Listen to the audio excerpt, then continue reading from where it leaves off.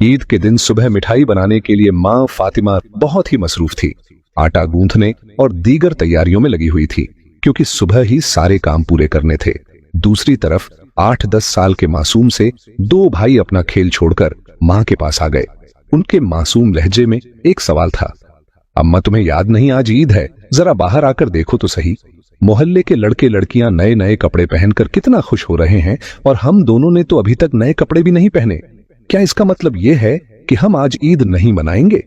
थोड़ी देर बाद वे फिर कहने लगे, अम्मा जल्दी से हमारे नए कपड़े पहना दो, हम भी उनके साथ खेलते खेलते ईदगाह जाना चाहते हैं। जब अब्बू आएंगे तो उन्हें हमारे साथ भेज देना, हम उनके साथ वापस लौट आएंगे। माँ ने बच्चों के सिर पर मोहब्बत भरा हाथ फेरा, उनके माथे को चूमा और बोली, अभी ईदगाह जाने में काफी वक्त है बेटा, तुम लोग बाहर जाकर थोड़ा घूम फिरा हो, फिर मैं तुम्हें नए कपड़े पहना दूंगी। हो सकता है तब तक तुम्हारे अब्बू भी आ जाएं, शायद वह तुम्हारे लिए नए कपड़े लेकर आए, तब मैं तुम्हें नए कपड़े पहना दूंगी और तुम अपने अब्बू के साथ ईदगाह चले जाना। अब जाओ बेटा, बाहर जाकर थोड़ा खेलो, इस बीच मैं अपने काम निपटा लूं। दोनों भाई बोले, जी अम्मा। फिर छोटा भाई अचानक सवाल करने लगा, अम्मा क्या अब्बू हमारे लिए नए कपड़े लेने गए हैं? माँ ने दोनों बच्चों को अपने गले से लगा लिया, उनके माथे पर प्यार से चूमा और अपने दिल के आंसू पोंछे हुए हुए हंसकर कहा, हाँ बेटा, तुम्हारे लिए नए कपड़े आएंगे, तुम्हें जरूर पहनाऊंगी। अब तुम लोग बाहर जाकर खेलो, सब ठीक हो जाएगा। माँ ने अपने रब पर यकीन करके अपने बच्चों को दिलासा दिया। दोनों भाई खुशी खुशी बाहर चले गए। माँ ने अपने आंचल से आंसू पोंछे और मजबूरी में अपने काम में दोबारा मशगूल हो गई। कुछ देर बाद दोनों भाई फिर रोते हुए घर लौट आए। उन्होंने कहा, अम्मा वे लोग हमें अपने नए कपड़े दिखाकर चिढ़ा रहे हैं। वे कहते हैं देखो, तुम्हारे पास हमारे जैसे नए कपड़े नहीं हैं, अगर होते तो तुम इन्हें जरूर पहनते। वे कहते हैं कि हमारे अब्बू कैसे हैं जो ईद के दिन भी हमारे लिए नए कपड़े नहीं लाए। वे हमें ईदगाह चलने को कह रहे हैं और बोल रहे हैं जल्दी से नए कपड़े पहनकर आओ। अगर आना है वे खजूर के पेड़ के नीचे खड़े हैं और तब तक हमारा इंतजार करेंगे जब तक हम नए कपड़े पहनकर उनके साथ ना चले। अम्मा अब्बू अभी तक क्यों नहीं आए? अम्मी हमें जल्दी से नए कपड़े पहना दो ताकि हम आपके साथ ईदगाह जा सकें। मासूम बच्चों की इस गुजारिश को सुनकर अम्मी अपने जज्बातों पर काबू नहीं रख सकी। आंसू रोकना उनके लिए बड़ा मुश्किल हो गया, लेकिन बच्चे अम्मी को मजबूती से गले लगाकर खामोशी से उनकी ओर देख रहे थे। सब्र खो चुकी अम्मी अपने बच्चों को अपने सीने से लगाकर सिसक सिसक कर रोने लगी। कुछ ही पल में खुद को संभालते हुए अम्मी ने आंसू पोंछे और चेहरे पर जबरन एक हल्की मुस्कान लाते हुए बोली, अभी ईदगाह जाने का वक्त नहीं हुआ है बेटा, तुम लोग इतनी जल्दी क्यों कर रहे हो नमाज के लिए? अभी काफी वक्त है। इस दौरान बाहर जाकर थोड़ा घूम फिरा हो और देखो तुम्हारे अब्बू कहां हैं, उन्हें ढूंढ कर ले आओ। तब तक मैं अपना बाकी काम निपटा लेती हूं, थोड़ा सा ही काम बचा है। अगर तुम्हारे अब्बू नए कपड़े लाते हैं तो मैं तुम्हें बहुत खूबसूरती से तैयार कर दूंगी, फिर तुम मिठाई खाकर अपने अब्बू के साथ ईदगाह जाओगे। ठीक है, दोनों भाइयों ने कहा। जी अम्मी। अम्मी ने अपने दिल को मजबूत करते हुए बच्चों को तसल्ली दी, लेकिन जैसे ही उन्होंने बच्चों के मासूम चेहरों की तरफ देखा, उनकी आंखों में आंसुओं का सैलाब उमड़ पड़ा। बच्चों को अपनी हालत का अंदाजा ना हो, इस डर से अम्मी एक कमरे से दूसरे कमरे में जाती रहीं। इधर दोनों मासूम भाई परेशान होकर अम्मी अम्मी कहते हुए अम्मी के पास आए। उन्होंने कहा, अम्मी हम अब्बू को ढूंढने जा रहे हैं। अम्मी ने रंधे गले से कहा, हाँ जाओ। उनकी आवाज में छुपा दर्द बच्चे समझ नहीं सके। बड़े भाई ने अफसोस जताते हुए कहा, अब्बू कहाँ होंगे? छोटे भाई ने बड़े भाई से पूछा, अब्बू कहाँ गए? बड़े भाई ने जवाब दिया, पता नहीं, चलो इधर उधर ढूंढते हैं। छोटे भाई के कंधे पर हाथ रखते हुए दोनों भाई अब्बू की तलाश में निकल पड़े। इधर अम्मी अपने दिल का दर्द कम करने का कोई रास्ता नहीं पा रही थी। उनकी बेचैनी और बढ़ गई। वह सोचने लगी, मैं अपने मासूम बच्चों को कैसे बताऊं कि आज उन्हें नए कपड़े पहनाने की सामर्थ्य हमारे पास नहीं है, फिर भी उन्हें कैसे तसल्ली दूं? और आज तो ईद का दिन है, वे मेरी बात क्यों मानेंगे? या अल्लाह, तुम्हारे अलावा कोई सहारा नहीं। ईद के लिए जो मिठाई बनाई है वह भी कई दिनों तक थोड़ा थोड़ा गेहूं बचाकर तैयार की है, उसी से हलवा और रोटी बनाई है, लेकिन नए कपड़े कहां से लाऊं? या अल्लाह, ये बोझ क्यों डाल दिया इस अम्मी के सिर पर? तुम तो सबकी हालत जानते हो, मैं इन मासूम बच्चों को कैसे समझाऊं? या अल्लाह, तुम रहम दिल और सर्वशक्तिमान हो।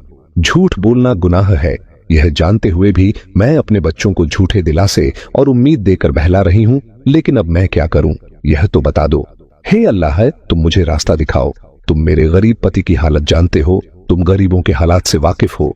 हे रहमान, हे रहीम। यह कहते कहते मां रसोई में चली गई और जोर जोर से चक्की चलाने लगी।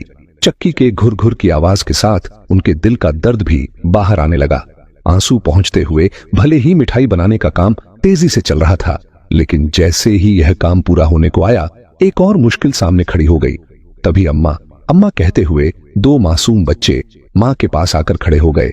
मां ने कहा, बोलो बेटा, क्या बात है? मां ने अपनी इच्छाओं और आराम को हमेशा पति की गरीबी को देखकर दबा कर रखा था।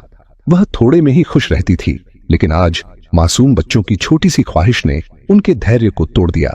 उन्होंने खुद को संभालते हुए बच्चों को गोद में उठा लिया, मुस्कुराने की कोशिश की, उनके माथे पर चुंबन किया और कहा, बोलो बेटा, क्या कहना है? दोनों बच्चों ने हाथों से अपनी आंखें मसल शुरू कर दिया। यह देखकर छोटे भाई ने भी बड़े भाई की नकल कर ली। मां ने कहा, देखो बेटा, तुम्हारे अब्बा सही समय पर आ जाएंगे। मैं देखो यहां तुम्हारे लिए मिठाई बना रही हूं। तुम मिठाई खाकर ईदगाह जाना, थोड़ा सब्र करो, बस थोड़ी ही देर। और उन्होंने बच्चों को सीने से लगा लिया, उन्हें प्यार से समझाया और कहा, थोड़ा इंतजार करो बेटा, मिठाई अभी तैयार हो जाएगी। छोटे भाई ने आंखें मसलते हुए अचानक पूछा, लेकिन हमारे नए कपड़े?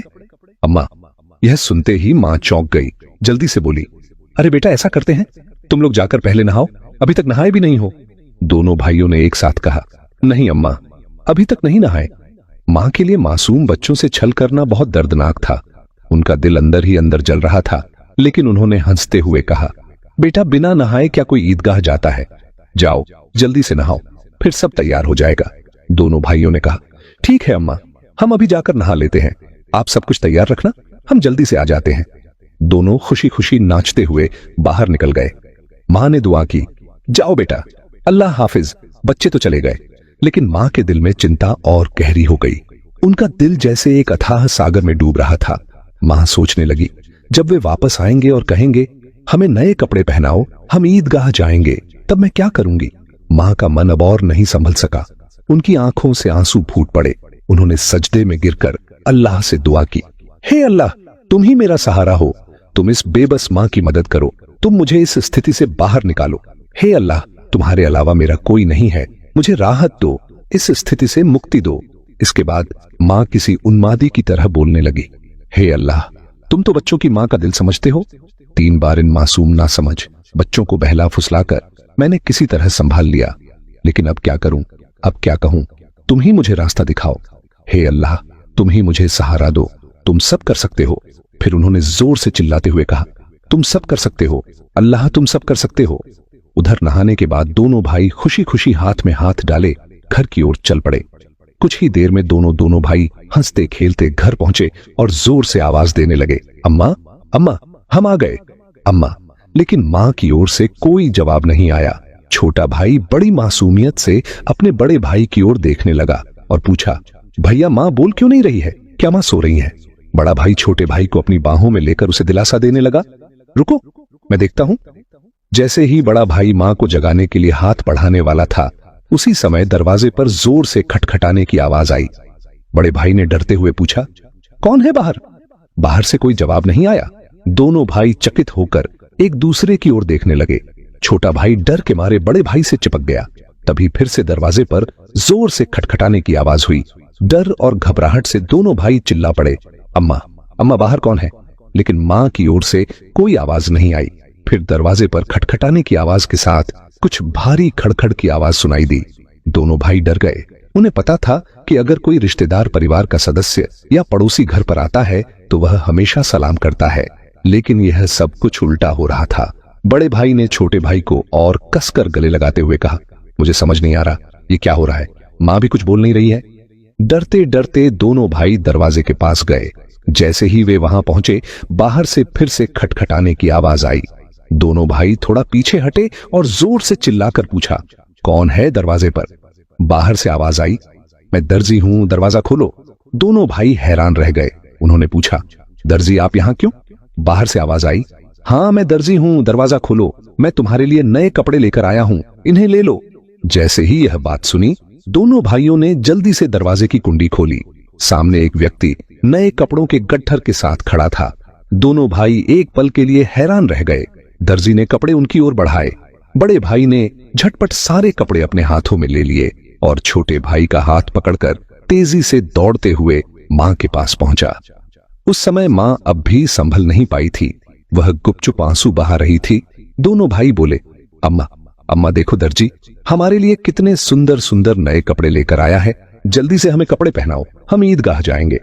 बड़े भाई की बात सुनते ही छोटा भाई भी चहक हुए बोला, हाँ अम्मा जल्दी करो, अगर देर हो गई तो हमें नमाज का समय नहीं मिलेगा। मां यह सुनकर हैरान रह गई। कुछ पल के लिए बच्चों की ओर देखा और उन्हें गले लगाकर फूट फूट कर रोने लगी। इसके तुरंत बाद उन्होंने बच्चों को छोड़ दिया और सीधे सजदे में गिर गई। उन्होंने कहा है, अल्लाह तुम्हारी महानता को कौन समझ सकता है।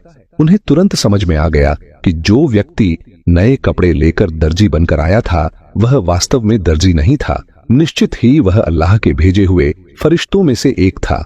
मां सजदे से उठी और जल्दी से बच्चों से बोली, जाओ बेटा जाओ, उसे मेरा सलाम कह देना और कहना कि वह आज हमारे घर से विदा हो जाए। लेकिन बच्चों को यह बात याद ही नहीं रही। दोनों भाई नए कपड़े पाकर इतने खुश थे कि उनकी खुशी का ठिकाना नहीं रहा।